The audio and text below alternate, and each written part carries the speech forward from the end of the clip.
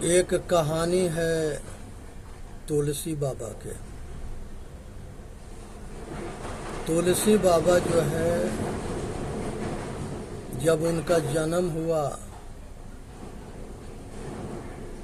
तो उनके पिताजी आत्माराम दुबे जो है एक ज्योतिषी के बुला के लिए आए।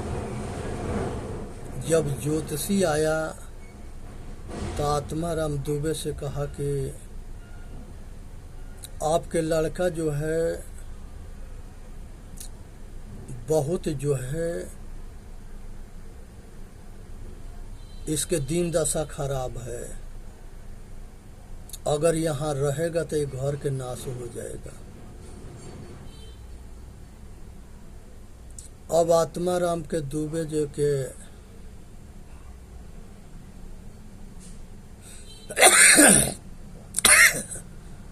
अब जो है इनका जो है इनके वो ज्योतिषी के बात भ्रमित कर दिया। कुछ दिन के बाद जो है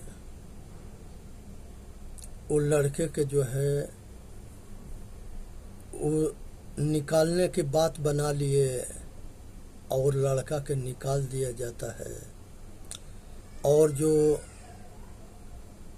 नार काटती है दाई, वही इसको लेके चली जाती है तुलसीदास जी के। और संयोग बस तुलसीदास की माँ मर जाती है। और कुछ दिन के बाद आत्माराम दुबे भी मर जाते हैं। अब वो जो दाई है उसके यहाँ इनके पालन पोषण होने लगता है, तब तक ले ये 5 बरस के हो जाते हैं। संयोग बस वो दाई जो है वो भी मर जाती है। उसके आदमी भी विरोध करता रहता था। लास्ट में वो घर से निकाल देता है। तुलसीदास जी जो है एक मंदिर पर जा करके मांग करके खाना, कोई भिक्षा भी ना देता था। जो है जिधर मांगने जाते थे वही दरवाजा बंद कर लेता था। ये संकट समस्या देखे। फिर तुलसीदास एक मंदिर के पास रहने लगे। वहीं लोग प्रसाद चढ़ाने आते थे, वो प्रसाद देते थे, वही खा के अपना जो है वहीं अपना भजन भाव करते थे, मंदिर में पड़े रहते थे। अपना जो मिल जाता था वही खाते पीते थे। संजोग बस नर हरि बाबा बनारस से आए उस मंदिर में। और उस पुजारी के तरफ जो पुजारी जो है तुलसीदास जो है लाचार विवश मजबूर होके वो गुरु जी के देख रहे थे। वो लड़का के देख करके नर हरि बाबा के दिल पिघल गया। उसने पुजारी से पूछा कि ये लड़का कौन है। पुजारी ने बताया कि आत्माराम दुबे के ये लड़का है। इसके आगे पीछे कोई न है, यही मंदिर पर मांग मांग के अपना गुजर बसर करता है। और माता पिता सब गुजर गए, इसको घर से निकाल दिया गया है। नर हरि बाबा जो है समझदार थे, उसके अपने शिष्य बनाते हैं तुलसीदास के, और तुलसी के अपने साथ लेके बनारस चले गए। नर हरि बाबा जो है तुलसीदास के जितना जानते थे उतना शिक्षा दीक्षा दिए। फिर अपने से अच्छे जगह लगा दिए पढ़ने के अपने मित्र की यहाँ, और वहाँ पर शिक्षा दीक्षा होने लगा। और तुलसी जी के महाभारत के रामायण के पाठ करने के तौर तरीका सब सिखा दिया गया। अब तुलसीदास जी जो है घूम घूम के राम कथा कहते थे, कृष्ण कथा कहते थे, और उसी से 10 रुपया कमा करके अपना गुजर बसर चलाते थे। खाते पीते अपना टाइम कटने लगा। रत्नावली एक पंडित जी थे, उनकी एक पुत्री थी। उन्होंने अपने पुत्री के तुलसीदास जी से शादी कर दिया। और नर हरि बाबा कह दिए कि अब अपने गांव चले जाओ। गांव तुलसी बाबा आ करके अपने घर पर अपना कथा करते थे और रत्नावली से शादी हो जाता है। तुलसी बाबा जो है कहीं चले गए थे और उसके जाने के बाद जो है रत्नावली के घर से एक उसके भाई वही आता है और कहा कि भैया दूज कल है, आया आपके घर पर बुलाया गया है, आप चलो। ले करके या चल दिए। संजोग बस रात में तुलसी बाबा आ गए। जब तुलसी बाबा आए तो घर पर पत्नी के ना देखे, पत्नी से बड़ा प्रेम करते थे। अब उसके बाद से वो जो है होश हवास खो दिए और राते राती जो है ससुराल के लिए चल दिए। बहुत भयंकर रात था, बारिश के मौसम था, तूफान था, बारिश था, चारों ओर मार जलवा मय हुआ था, सब नदी में बाढ़ आया हुआ था। नदी के किनारे जो है अपना एक मुर्दा दहते जा रहा था, उसी को पकड़ करके उसी पर बैठ करके अपना हाथ पैर मार करके अब पार हो गए। ले जाके उन्हें बांध दिए ससुराल के तरफ। जब ऊपर अपना ससुराल में गए तो एक अजगर लटका हुआ था। सोचे कि हमारी पत्नी बड़ा होशियार है, उसने जो है रस्सा लटका रखी है। वो रस्सा पकड़ के ऊपर चढ़ गए, वो अजगर था। रत्नावली जब देखी कि तुलसी बाबा रोते राती आ गए तो लोक लाज में पड़ करके और तुलसी बाबा के फटकारना शुरू करी। पूछी कि कैसे आए हो, तो जाके दिखाए तो वो देखी कि वो लाश है। पूछी कि ये छत के ऊपर कैसे चढ़े, तो वो दिखाई रास्ता तो वो अजगर था। फिर उसके बाद वो रत्नावली कहती है कि जितना ये हाड़ मांस के चमड़ी पर पागल हो गए हो, इतना अगर राम में पागल हो जाओ तो राम मिल जाएंगे, कल्याण हो जाएगा। और भी कड़ी शब्द में फटकारी, और वो फटकार जो है तुलसी बाबा के पीछे के जो संस्कार था उस ताला के वो चाबी बन करके खोल दिया। पीछे के संस्कार जग गए। जब पीछे के संस्कार जगे तो तुलसी बाबा होश में आए और होश में आने के बाद राते राती वापस हुए और जिस रास्ता से गए थे उसी रास्ता से अपने घर वापस हो गए।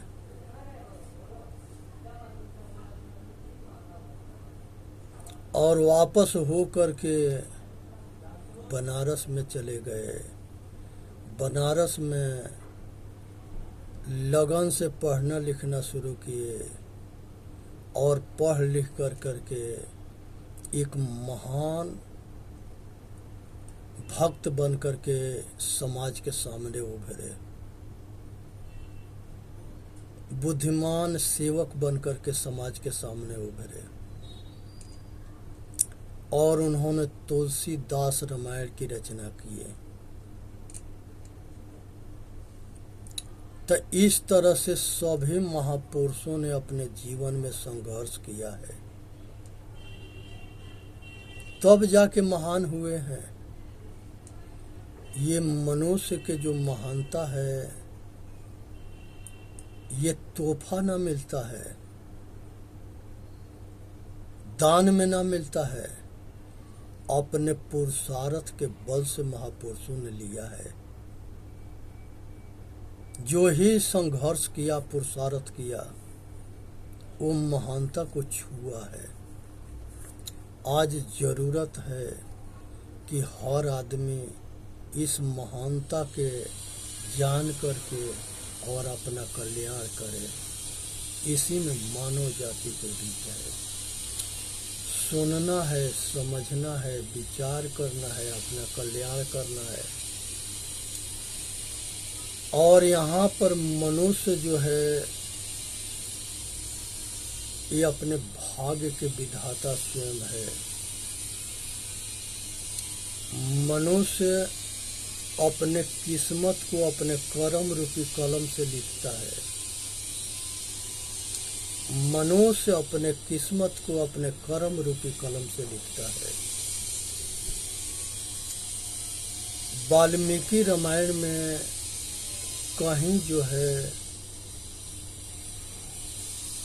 राम को भगवान नहीं कहा गया है, महापुरुष के रूप में वाल्मीकि जी ने दर्शाया है कि अयोध्या के एक राजा जो है पुरुषोत्तम राम जो है महापुरुष थे, उनको तुलसी बाबा ने जो है भगवान बना दिया। वाल्मीकि रामायण से भगवान राम जो है सभी ऋषियों के पैर छू के नमस्कार करते हैं, वंदना करते हैं और उनसे आशीर्वाद लेते हैं और विद्या ग्रहण करते हैं, शिक्षा दीक्षा अस्त्र शस्त्र के विद्या लेते हैं। लेकिन तुलसी बाबा जो है सब ऋषियों के भगवान राम के दास बना दिए। तो ये लेखक ये जो है कवि के कलम है। अभी कवि के कलम में पागल ना होना है, बात के विचार करना है। अब विचार करके सत्य बात के ग्रहण करना है और सत्य बात के छोड़ देना है। जितने हमारे ऋषि मुनि हुए हैं, हमारे पूर्वज महर्षि हुए हैं, ये सारे महापुरुषों के विचार के डायरी वेद है, शास्त्र है, उपनिषद है।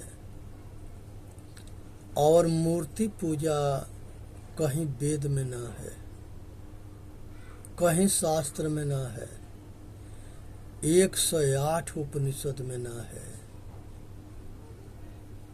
ये मूर्ति पूजा इस्लाम नहीं मानता है,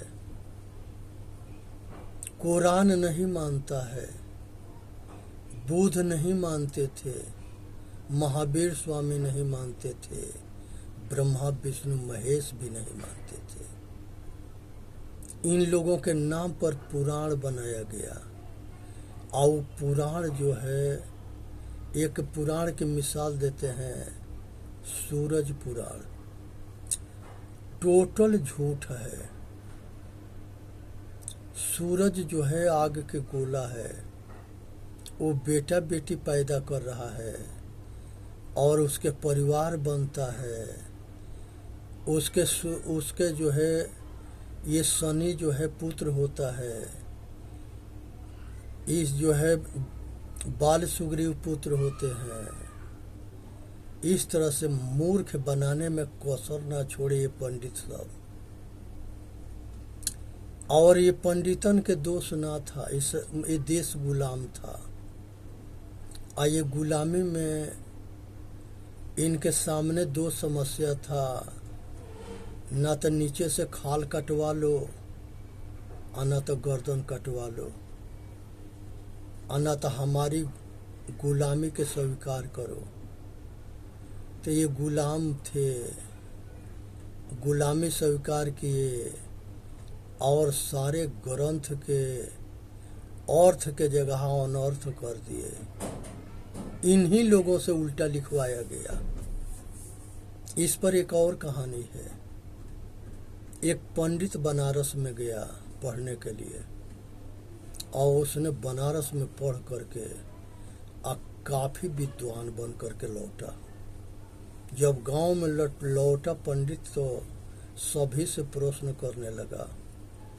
सभी उसके उत्तर ना दें तो उसके मजाक उड़ाने लगा। विद्या के अहंकार उस पंडित के खोपड़ी पर सवार हो गया। अब संजोग बस एक जो है यादव जी टकरा गए। वो गांव के मुखिया थे, आप पहलवान थे।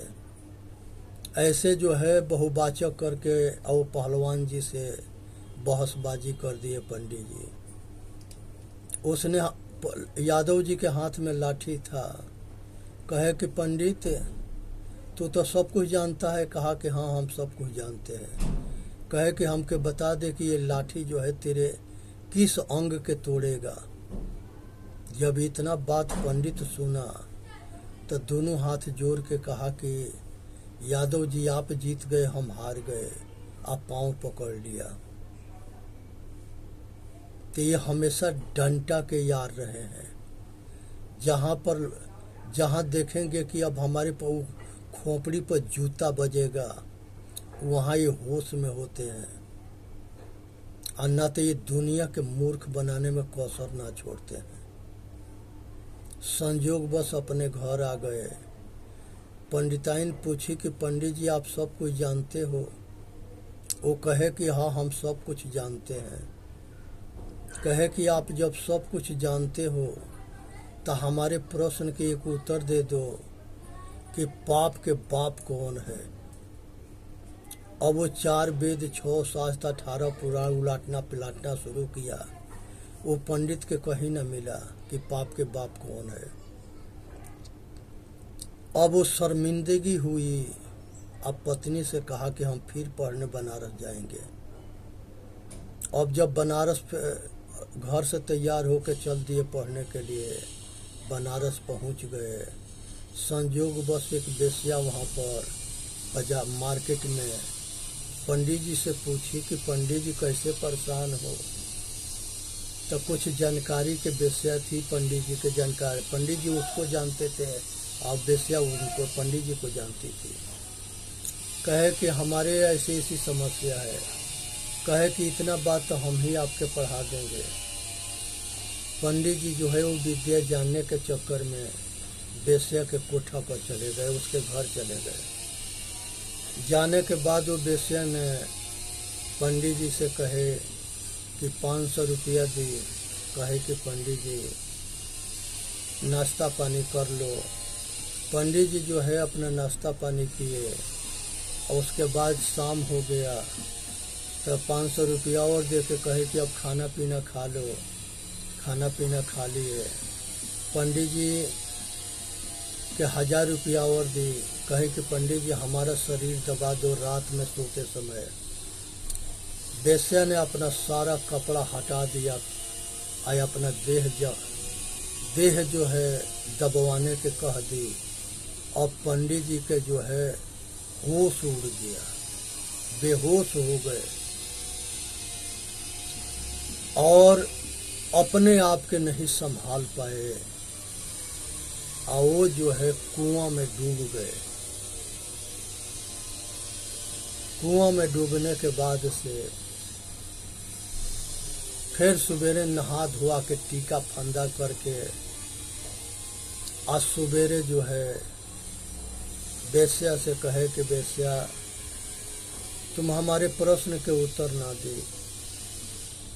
कहे कि पंडित जी तुम मूर्ख ना है, महामूर्ख है। पूछी कि कैसे। कहे कि हमने उस जो पाप के गड्ढा है उसमें तो तुमके डुबा के निकाल दिया, फिर भी ना जाना। अरे जो हम तुमके पैसा देते गए आ तो लालच में धीरे धीरे हमारे नज़दीक आता गया। आज जो नहीं करने वाला था वो भी कर दिया। इसी का नाम, यही पाप के बाप है। इसका नाम काम, क्रोध और लोभ है। पंडित जी के समझ में तो बात आ गई और ये घर पर गए। घर पर जाने के बाद से ये सारी कहानी अपने पत्नी के बता दिए। पत्नी जो है नाराज होकर के अपने पिता के घर चली गई। अब उस बेस्या मुसलमानी थी। आइए पंडित के वो पंडित समाज उनके घर से निकाल दिया। आइए पंडित लास्ट में मजबूर होकर चारों ओर से जब पंडित समाज उसको नहीं अपनाया तो ये जाके वो बेस्या से शादी करके अब मुसलमान बन गया। और यही पंडित जो है सारे ग्रंथ के तहस नहस किया। जैसे मुल्ला जी लोग चाहते थे वैसा लिखवा दिए। इस कहानी से क्या समझते हो? इस कहानी से ये समझना है कि आदमी जो है जब लाचार विवश मजबूर होता है तो वो सारे हद पार करता है। ये सब के पीछे पंडित समाज था जो पंडित को अपनाया नहीं और तिरस्कार कर दिया, जिसके वजह से वो मुल्लन के तरफ जा कर के मजबूर हुआ और जो नहीं करने वाला था वो सब किया।